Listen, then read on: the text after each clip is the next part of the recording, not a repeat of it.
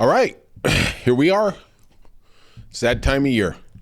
We're on the Scorched Earth podcast. You already know where you're at. You're at the hippest place in entertainment, right? Life Unfiltered. We're going to talk about, well, it's going to be our preview to the Academy Awards. I guess I probably should have put this out yesterday, but I'm an idiot. So let's get to that. But if you could, please hit the like and subscribe button. I'd appreciate it. The more, the merrier. Let's go over. Let's make some predictions. Let's see. We'll recap it tomorrow night. See how accurate I am with my predictions. I am very good at this. Kind of like if you go to the sports side, I'm very good at golf. I'm very good when it comes to picking the winners. And in golf, you don't have to pick them every week. You don't have to pick them once a month. You just got to pick 4 or 5 a year.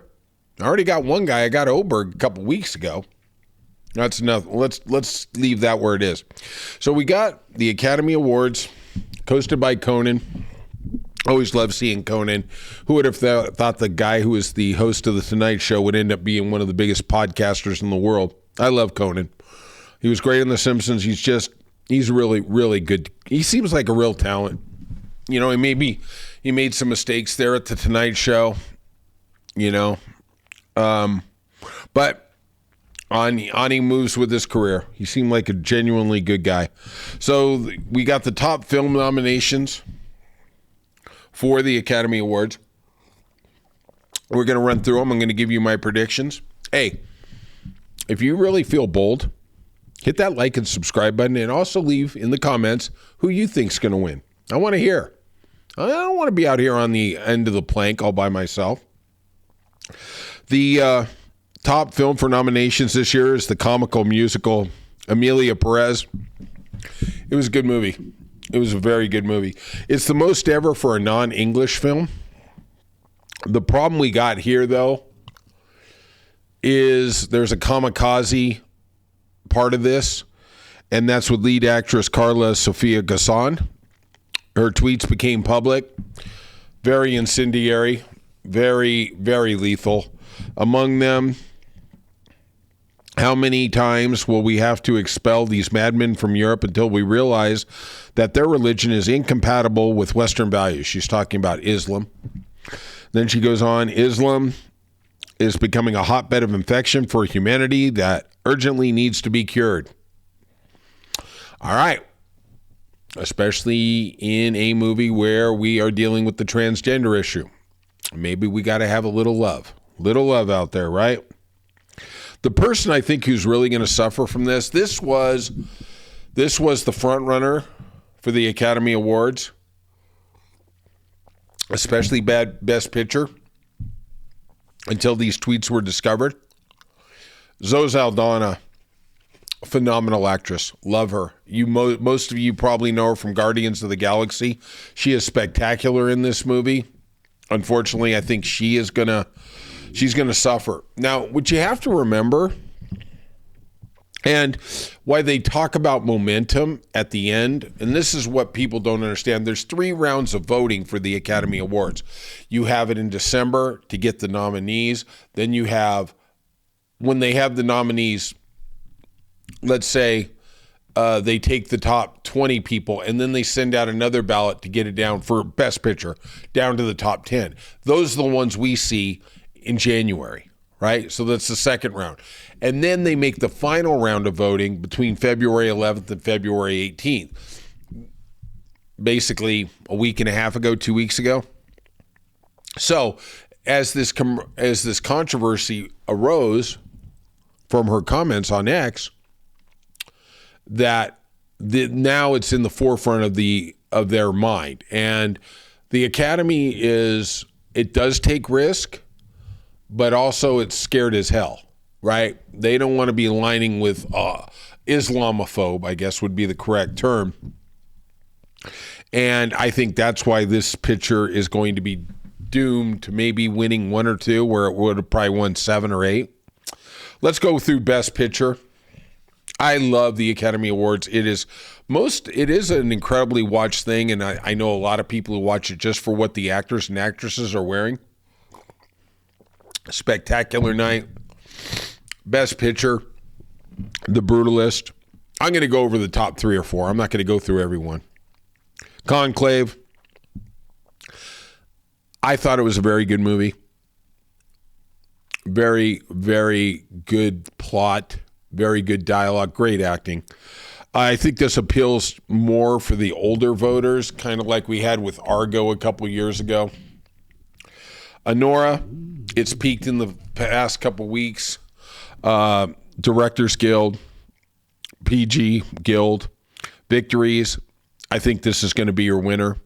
For me, Dune 2 was the best picture of the year, hands down. I thought it was a monumental achievement. I will say this, I don't think it's going to win. It hurts me. I don't think it's going to win because the director didn't get nominated in Best Director category. We're going to get to that in a second. I think the analogy to Dune is going to be Lord of the Rings. Hear me out. Lord of the Rings, I think the second one was the best one. It was the deepest. It had the best dialogue. They were waiting till the third one to basically give the Oscar for the whole thing. Now, what hurts Dune is The Hobbit, which came after. And let's be honest, what The Hobbit was, it was just a money grab. And I'm not telling him he doesn't have the right to grab money. He's a great director.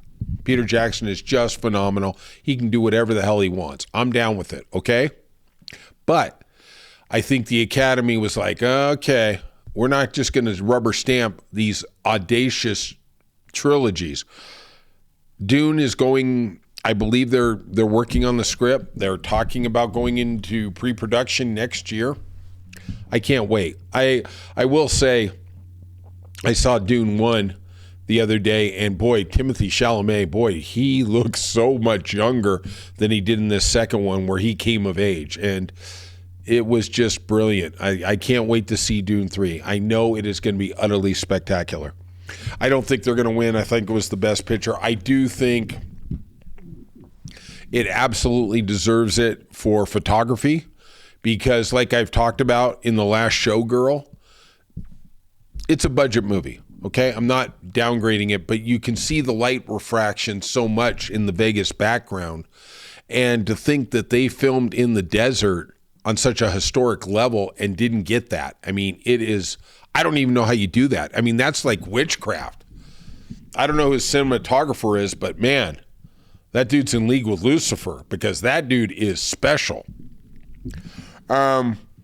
Director, if I'm going to give it to Anora, you got to give it to the director, Sean Baker. Does anger me, no Denis Villeneuve for Dune. I love James Mangold.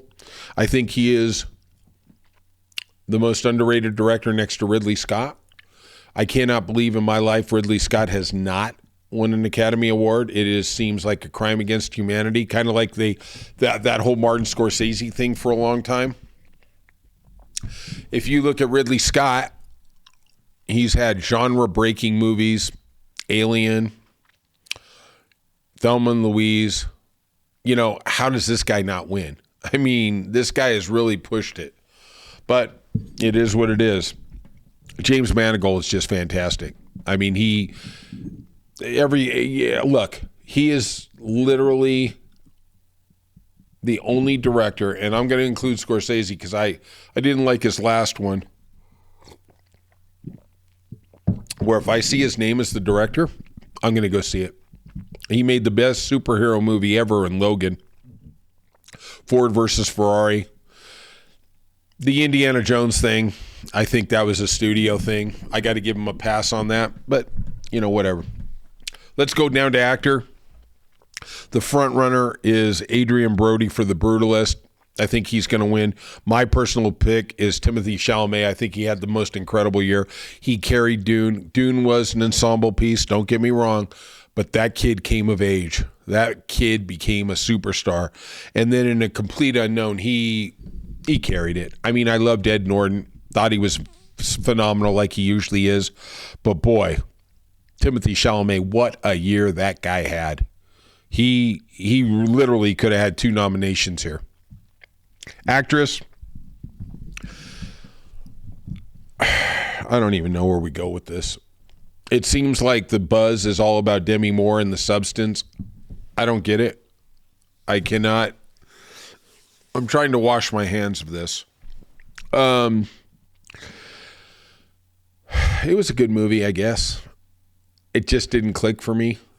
I guess maybe the vanity and the narcissism of Hollywood is what resonated with it for me. Cynthia Erivo from Wicked, I thought she was the better choice.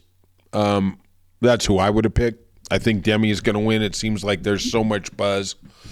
Good for her. She's had a long storied career.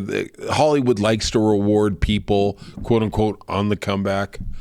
Maybe Demi Moore is quote unquote on the comeback. Supporting actor. This is the slam dunk of all slam dunks. Kieran Culkin for A Real Pain. Hollywood loves the comeback, like I just talked about. This guy embodies it. Great movie.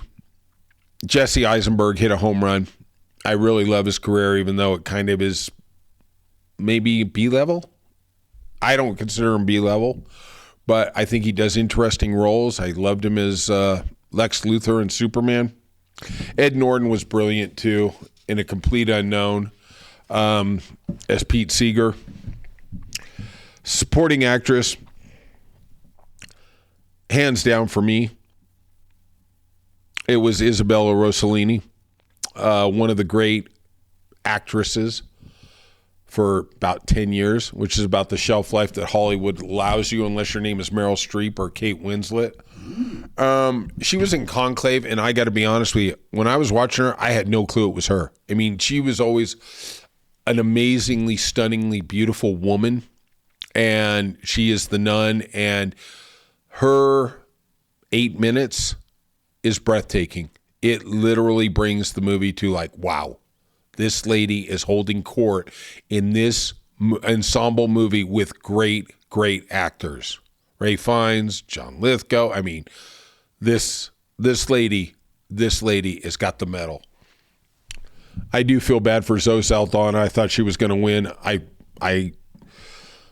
don't know. I really am hoping for Isabella Rossellini, but I could see Zoe Saldana getting in there. Original screenplay, A Real Pain. Jesse Eisenberg is going to get his Oscar. I think The Brutalist is the only movie that's really going to be in the running with this.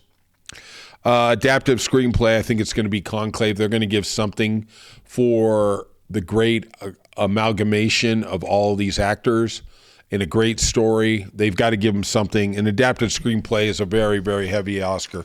Okay, that's my picks for the major awards.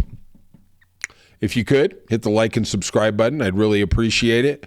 And leave your picks in the comments, and we'll check them out tomorrow. All right, peace out.